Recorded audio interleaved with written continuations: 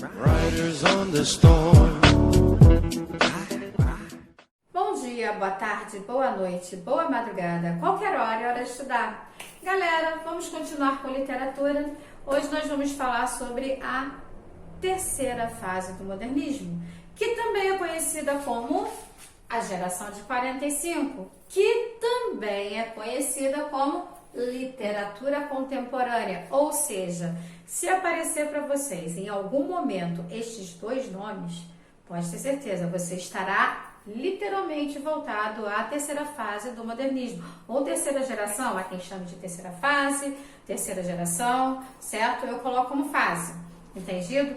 E devemos lembrar que a geração de 45, a terceira fase, ou a literatura contemporânea, ela é de 1945 aos dias atuais, ok? Então vamos lá. Ela também é conhecida como social ou de introspecção, que também é chamada de introspectiva, porque tem muito do eu sendo revisto, certo? É mais analisado, ok? Contexto histórico, o que está acontecendo? Tem o Tribunal de Nuremberg, Mao Tse Tung lá na China, né? A Revolução Cubana, tem Fidel com Che Guevara, tem o fim da ditadura de Vargas, né?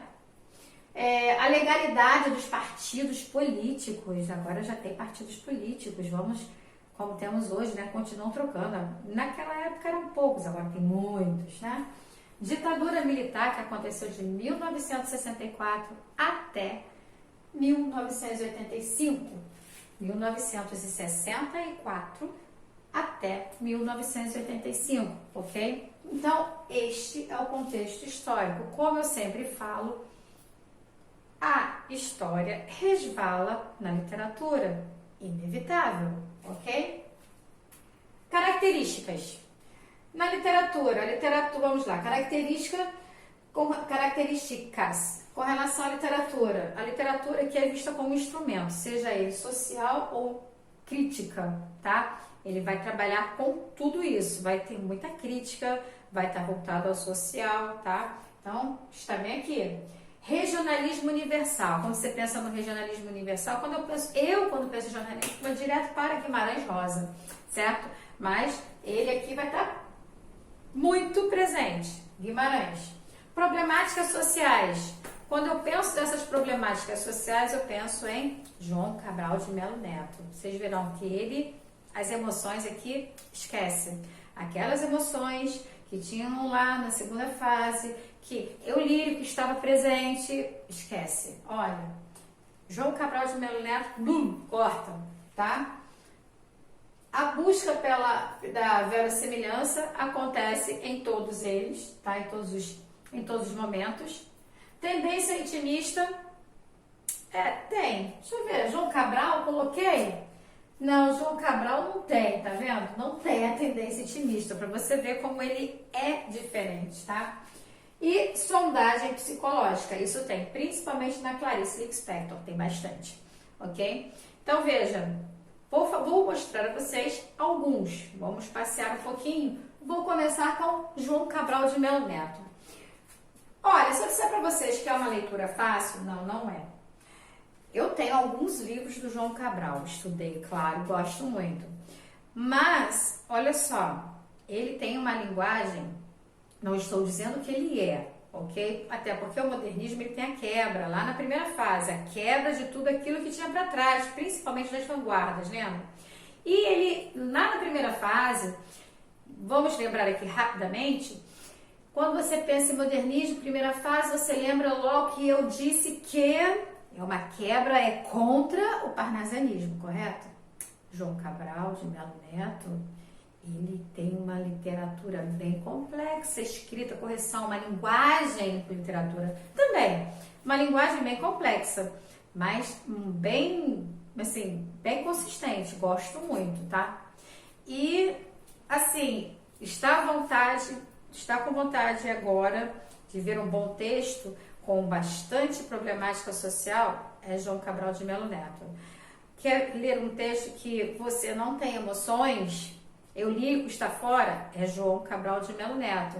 Quer ver um texto próximo do parnasianismo, porém mais fácil, tá? A linguagem é mais complexa, mas também não chega a ser parnasiana, ele busca a perfeição.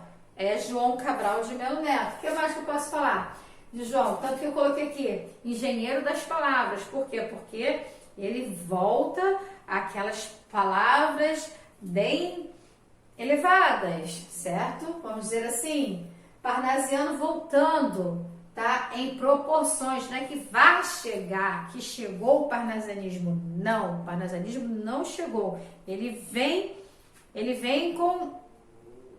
aproximado, vamos dizer assim, se aproximando, mas não vai ser igual, porém similar, tá?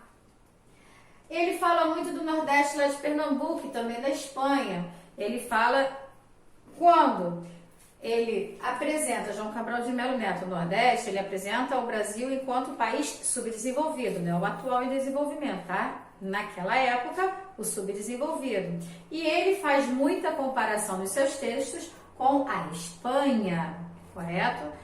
Que era um país colocado, vou colocar como na época, Nordeste, Pernambuco, Brasil, país subdesenvolvido, que Pernambuco é estado, correto?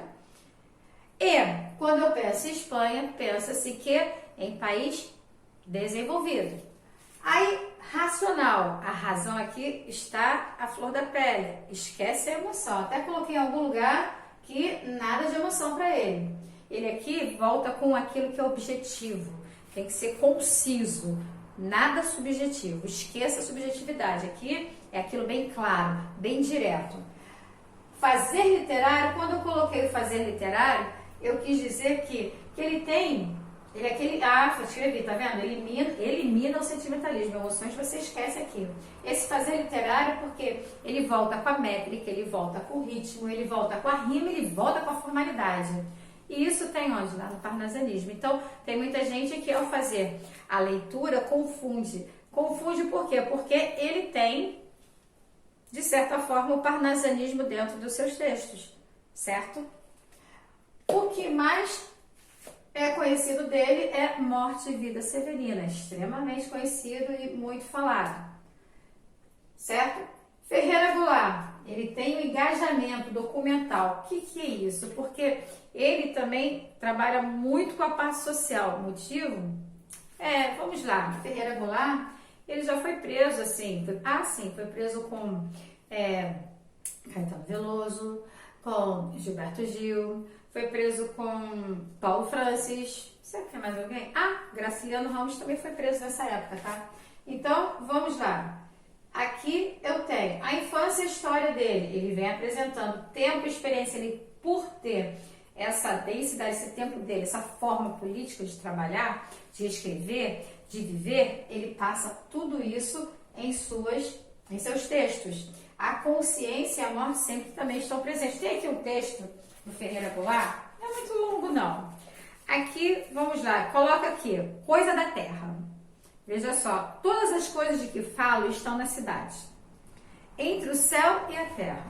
São todas elas coisas perecíveis e eternas como o teu riso, a palavra solidária, minha mão aberta, ou este esquecido cheiro de cabelo, que volta e acende sua flama inesperada no coração de maio. Todas as coisas de que falo são de carne, como o verão e o salário. Mortalmente inseridas no tempo, estão dispersas como ar, no mercado, nas oficinas, nas ruas, nos hotéis de viagem. São coisas, todas elas, cotidianas, como bocas e mãos, sonhos, greves, denúncias, acidentes do trabalho e do amor. Coisas de que falam os jornais, às vezes tão rudes, às vezes tão escuras, que mesmo a poesia as ilumina com dificuldade. Mas é nelas que te vejo pulsando. Mundo novo, ainda em estado de soluço e esperança. Então veja, nesse poema do Ferreira Goulart, né? Nesse poema do Ferreira Goulart, eu tenho engajamento político, tá? Que está obviamente presente. O que ele escreve parece que é um documento, está documentando algo, né? você prestar atenção, ele vai apresentando passo a passo do cotidiano, da sociedade, das brigas, etc. Ele tudo apresenta. Tempo, espaço, experiência estão todas aqui presentes no poema que eu coloquei para vocês, que foi Coisas da Terra, certo? Tem também um poema dele muito conhecido, é o Poema Sujo, acho que Poema Sujo, muito conhecido também. Depois vocês busquem, tá? Tem até uma linguagem tanto quanto chula, vamos dizer assim, por isso não quero apresentar. Mas preferi não apresentar, porque a linguagem dele, ele não mede palavras, ele é, como eu coloquei, ele é objetivo, tá? Nesse caso aqui, ele é objetivo. Não existe essa ideia de subjetividade. Por acaso aqui, uma maioria tem, até agora, né? Eu estou com a objetividade presente. Objetivo, o que ele pensa, ele fala, ele apresenta, porque é aquilo que é visto no Brasil. Não se esqueça que no modernismo apresenta o Brasil. Brasil com seus defeitos e com as suas qualidades, certo? Não se esqueça disso. Guimarães Rosa também é outro engenheiro da língua, certo? Ele é regional universal, com certeza. Grandes Sertões Veredas está aí para contar a história. Vocês podem guardar. Grandes Sertões Veredas, basta você lembrar das histórias lá do Rio Baldo, de Adorim, que você vai lembrar dos detalhes que lá apresentam, né? Ele apresenta o sertão de Minas Gerais, olha só. Lá na primeira fase, era só o centro de São Paulo, é totalmente urbano, né? Agora estamos trabalhando também com a parte rural. Eu estou no sertão de Minas. E aqui, quando eu falei de João Cabral de Melo Neto, estou lá no Nordeste. Veja só, estou dentro do sertão, estou dentro da terra, vamos dizer assim, né? Estou na terra. Dentro fica estranho, né? Estou na terra, não estou no asfalto, vamos colocar assim, né? Jagunços tem bastante história de jagunços, a existência deles, como acontece, o existencialismo está presente aqui, e eu tenho bem e o mal aí, tem aquela análise, né? Como vai ser o bem e o mal que você encontrará lá naquela história, né? Esse é Guimarães Rosas. Guimarães Rosa, né? Correto? Então veja, extremamente regionalista, lotado de neologismo. Coloquei aqui, ele tem bastante neologismos. O que é neologismo? Criação de palavras novas. Palavras estas que estão voltadas à região, ao regionalismo. Não é o que está no asfalto, mas sim, aquele, não é o que está no asfalto que eu digo, é urbano, mas é aquele que está no sertão, direto na terra, na lavoura. Eu tenho jagunços, que olha só, se eu tenho jagunço, aqui tem o bem e o mal, quem vai ganhar? Né? Aí você leia Grandes Sertões Veredas, que é maravilhoso. Gosto muito desse texto. Clarice Lispector. Essa já vai mudar um pouquinho, só um pouquinho, ainda bem, né? De pouquinho foi aliviando, vocês viram? Em Clarice Lispector, eu tenho aqui que ela é intimista, ela está bem voltada à alma, à parte psicológica, o pensar. É bem assim, sabe? Ela chega a conversar consigo mesma. Eu coloquei em algum momento aqui. Ela conversa consigo, ela tem um monólogo. E nos textos dela, ela conversa com os personagens. Aí cabe a quem está lendo identificar com quem ela está conversando. Ela sempre estava com uma máquina de escrever, eu tenho isso muito guardado. Ela nasceu na Ucrânia, tá? Esse é um detalhe. Coloquei aqui, ó, monólogo interior. Ela conversa consigo através do pensamento. E ela, através desse pensamento, ela conversa com as personagens dela. Por quê? Os textos dela, no geral, são mulheres. Eu também coloquei aqui, universo feminino. Quando você ler, por favor, quando ler o universo feminino, não confunda com feminismo. O universo feminino é porque tem mulheres, tem muitas personagens mulheres nos textos da Clarice Lispector. Isso não significa que ela fosse e que os textos dela fossem e sejam, tá? Feministas. nada a ver, entendido? Outro, a solidão e a identidade, tem bastante. Por exemplo, eu comento muito sobre o livro da Clarice que eu tenho, gostei de ler. No início não nego, me perdi, porque eu li muito jovem também, né? Eu li, ainda era adolescente, eu estava no primeiro ano, fechando o antigo, a antiga oitava série, que agora é o nono ano, e ingressando no ensino médio. Então, eu pedi à minha professora de literatura, eu sempre gostei muito de literatura, professora, você pode me dizer um bom livro de literatura, um bom romance, que eu gosto muito de romance. Aí a professora falou o seguinte: Valéria, leia A Paixão Segundo GH, de Clarice Lispector. Paixão Segundo GH? Tá. Então fui lá, toda animada. Procurei o livro, estava difícil de encontrar, mas encontrei. Não nego, fiquei assim, meu Deus, o que é isso? Eu parei de ler, juro, parei de ler, porque depois eu voltei a ler, claro. Porque, bem, eu não sou muito fã de barata, sabe? E no início do livro, ela tem um momento em que ela está lá fazendo as coisas dela na cozinha, aparece uma barata. E ela fica lá olhando para aquela barata, e as anteninhas ficam balançando, e ela fica olhando. Enfim, os pensamentos dela, ela conversa no início do livro com a barata, mas o livro é sobre a barata, tá? Mas isso foi o início. E chega um momento que ela mata a barata. E no que ela mata a barata, ela fica com aquilo na cabeça: eu matei a barata. O que seria dela? Por que eu matei? Então ela começa a se auto-questionar o motivo pelo qual ela fez aquilo e a existência da barata e ela faz até umas comparações, sabe? Como eu não sou fã de barata, eu desisti de ler o livro, isso é um fato. Mas mais tarde eu li, tá? Mas o início foi assim, não gostei. Mas depois eu reli, eu entendi, pulei a parte da barata que eu já tinha lido, né? Não sou fã desse bichinho horrendo, né? Então, aqui tem assim, chegou a ter o conflito dela porque ela matou a barata. Creiam, tá? Mas esse é só o início. Mas, no geral, tem um conflito das personagens femininas dela. Entendido, gente? Eu passei rápido nessa aula, né? Acho que é porque já tá amanhecendo. Eu acabei de olhar agora. São 4h14 da manhã. Tá amanhecendo. Então, bateu assim, opa, vamos dormir?